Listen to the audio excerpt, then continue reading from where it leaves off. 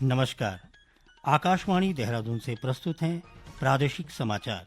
पहले मुख्य समाचार। राजभवन में आयोजित वसंतोत्सव का आज होगा समापन। राज्यपाल गुरमीत सिंह ने स्थानीय उत्पादों को बढ़ावा देकर उत्तराखंड के ग्रामीण क्षेत्रों की आर्थिक स्थिति को मजबूत करने पर जोर दिया। स्वास्थ्य मंत्री डॉक्टर धन सिंह रावत ने श्रीनगर मेडिकल कॉलेज में रिक्त पदों को जल्द भरने के निर्देश दिए। संसद के बजट सत्र का दूसरा चरण कल से शुरू होगा और प्रदेश सरकार ने शिक्षा व्यवस्था में सुधार के लिए राष्ट्रीय शिक्षा नीति 2020 के तहत क्लस्टर स्कूल स्थापित करने का निर्णय लिया है। प्रादेशिक समाचार के साथ मैं सुशील पुरोहित और अब समाचार विस्तार से। देहरादून के राजभवन में आयोजित 3 दिवसीय वसंतोत्सव का आज अंतिम दिन है। पुष्प प्रदर्शनी को देखने के लिए लोगों और पुष्प प्रेमियों में जबरदस्त उत्साह है।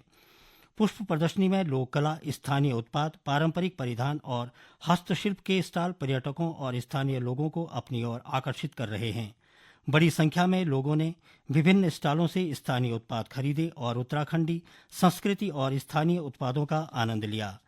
राजभवन में आयोजित वसंतोत्सव न केवल कला, स्थानीय उत्पाद, संस्कृति और परंपराओं का उत्सव है, बल्कि यह स्थानीय कलाकारों, उद्यमियों, महिला समूहों और कुटीर उद्योगों के लिए एक प्रेरणादायी मंच भी साबित हो रहा है। लोगों की भागीदारी और प्रोत्साहन से यह आयोजन और भी खास हो गया, जिससे उत्तराखंड की लोक कला, पारंपरिक व्यंजन और स्थानीय उत्पादों को नई पहचान मिल रही है।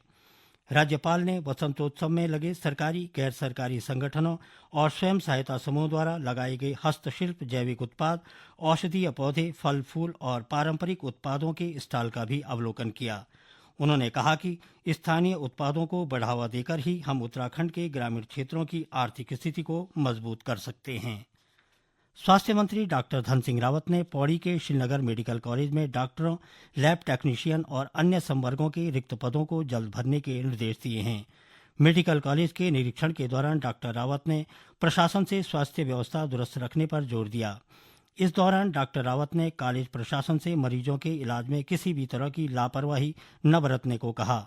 इसके अलावा उन्होंने चारधाम यात्रा के मद्देनजर कॉलेज में अधिकारियों के साथ बैठक की, जिसमें यात्रा सीजन के दौरान तीर्थयात्रियों को स्वास्थ्य सुविधाएं मुहैया कराने समेत अन्य महत्वपूर्ण विषयों पर चर्चा की गई। श्रम मंत्रालय ने श्रमिकों से आयुष्मान भारत प्रधानमंत्री जन आरोग्य योजना का लाभ उठाने के लिए स्वयं को पंजीकृत कराने का अनुरोध किया है। हमारी संवाददाता ने बताया कि इस योजना के अंतर्गत किसी संगठन के साथ काम करने वाले श्रमिक ई श्रम पोर्टल पर अपना पंजीकरण ऑनलाइन करा सकते हैं। यह योजना देश के 31,000 से अधिक सार्वजनिक और निजी पैनलबद्ध अस्पतालों में द्वितीय और तृतीय श्रेणी के स्वास्थ्य देखभाल सेवाओं के लिए प्रति परिवार प्रति वर्ष 5 लाख रुपए का कवरेज प्रदान करती है। देश की अर्थव्यवस्था में गिग और ऑनलाइन प्लेटफॉर्म से नौकरी प्राप्त करने वाले श्रमिकों के योगदान को स्वीकार करते हुए केंद्रीय बजट में ई श्रम पोर्टल पर इनका पंजीकरण करने, पहचान पत्र जारी करने और स्वास्थ्य देखभाल का प्रावधान किया गया है। नीति आयोग के अनुसार भारत की गिग अर्थव्यवस्था में 1 करोड़ से अधिक श्रमिकों को रोजगार मिलने और 2029 से 30 तक कार्यबल बढ़कर 2 करोड़ 35 लाख होने की उम्मीद है। इन बजटीय प्रावधानों का शीघ्र कार्यान्वयन सुनिश्चित करने के लिए मंत्रालय जल्द ही एक योजना शुरू करेगा। प्रदेश को वर्ष 2025 तक टीबी मुक्त बनाने के लिए सघन जन जागरूकता अभियान चलाया जाएगा। अभियान के तहत सभी सरकारी कॉलेजों के शिक्षक और शिक्षा विभाग के अधिकारी निक्षय मित्र बनकर एक टीबी मरीज को गोद लेंगे। राष्ट्रीय स्वास्थ्य मिशन की निदेशक स्वाति एस भदौरिया ने बताया कि टीबी मुक्त अभियान में 7 दिसंबर से 24 मार्च तक 100 दिवसीय अभियान चलाया जा रहा है। उन्होंने बताया कि प्रदेश में करीब 14,000 टीबी मरीजों को संस्थाओं, विभागों और लोगों ने गोद लिया है। इनमें से कई मरीज स्वस्थ हो चुके हैं। इस अभियान के तहत प्रदेश के 5,000 गांवों को भी टीबी मुक्त किया गया है, जो कि एक रिकॉर्ड है। ये समाचार आकाशवाणी के देहरादून केंद्र से प्रसारित किए जा रहे हैं। ताजा समाचार के लिए आप हमारे सोशल मीडिया एक्स व Facebook page Akashvani news Uttarakhand को फॉलो कर सकते हैं। साथ ही ये समाचार हमारे YouTube channel Akashvani news Uttarakhand पर भी उपलब्ध हैं। संसद के बजट सत्र का दूसरा चरण कल से शुरू होगा और ये 4 अप्रैल तक चलेगा। इस दौरान सदन की 20 बैठकें होंगी और वर्ष 2024-25 के लिए अनुदान मांगों और विनियोग विधेयक पर चर्चा होगी और मतदान होगा। इसके अलावा बैंकिंग कानून संशोधन विधेयक, तटीय नौवहन विधेयक 2024, त्रिभुवन सहकारी विश्वविद्यालय विधेयक, आव्रजन और विदेशी विधेयक 2025 तथा रेलवे संशोधन विधेयक सहित कई विधायी कार्यों पर चर्चा होगी और इन्हें पारित किया जाएगा। बजट सत्र का पहला चरण 31 जनवरी से 13 फरवरी तक हुआ था। वित्त मंत्री निर्मला सीतारमण ने 1 फरवरी को केंद्रीय बजट पेश किया था। प्रदेश सरकार ने शिक्षा व्यवस्था में सुधार के लिए राष्ट्रीय शिक्षा नीति 2020 के तहत क्लस्टर स्कूल स्थापित करने का निर्णय लिया है। योजना का उद्देश्य क्लस्टर स्कूल को हब के रूप में विकसित कर आसपास के कम छात्र संख्या और संसाधनों की कमी वाले स्कूलों को इसमें मर्ज करना है, ताकि कक्षा 6 से कक्षा 12 तक के छात्र छात्राओं को एक ही छत के नीचे बेहतर शिक्षा और सुविधाएं मुहैया कराई जा सकें। इसके तहत सरकार ने रुद्रप्रयाग जिले के 3 चयनित स्कूलों को क्लस्टर स्कूल में तब्दील करने के लिए 7 करोड़ 48 लाख रुपए की धनराशि स्वीकृत की है। पहले चरण में विषम भौगोलिक परिस्थितियों वाले 5 जिलों में एक क्लस्टर आवासीय विद्यालय बनाया जाएगा। प्रदेश के पूर्व सैनिकों और उनके आश्रितों को विश्व स्तरीय स्वास्थ्य सुविधाएं उपलब्ध कराने के उद्देश्य से ECHS ने एम्स ऋषिकेश के साथ एक महत्वपूर्ण अनुबंध पर हस्ताक्षर किए हैं। उत्तराखंड सब एरिया के general officer commanding major general R Premraj और एम्स ऋषिकेश की कार्यकारी निदेशक प्रोफेसर मीनू सिंह ने सहमति पत्रों का आदान प्रदान किया।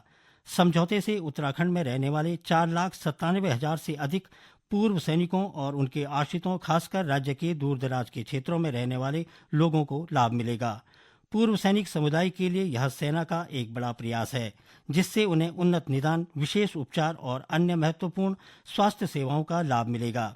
इस ऐतिहासिक समझौते के तहत एम्स ऋषिकेश ECHS के पैनल में शामिल होने वाला राज्य का पहला सरकारी सुपर स्पेशलिटी अस्पताल बन गया है, जिससे अब पूर्व सैनिकों को कैशलेस इलाज की सुविधा आसानी से मिलेगी। कैबिनेट मंत्री गणेश जोशी ने आज देहरादून के आदिशक्ति दुर्गा मंदिर में आयोजित तृतीय फागुन महोत्सव और भव्य निशान यात्रा का शुभारंभ किया।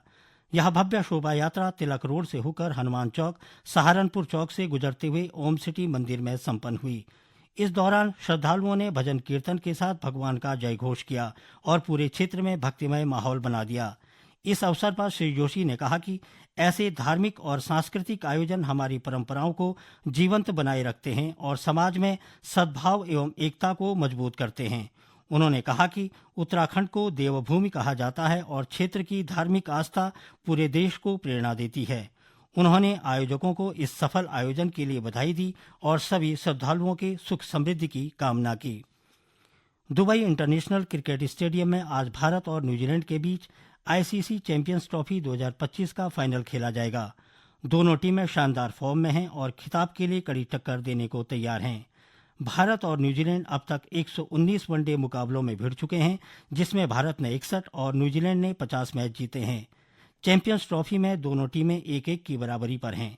इस टूर्नामेंट में ग्रुप स्टेज में भारत ने न्यूजीलैंड को 24 रनों से हराया था। भारत ने अब तक अपराजित रहते हुए फाइनल तक का सफर तय किया है।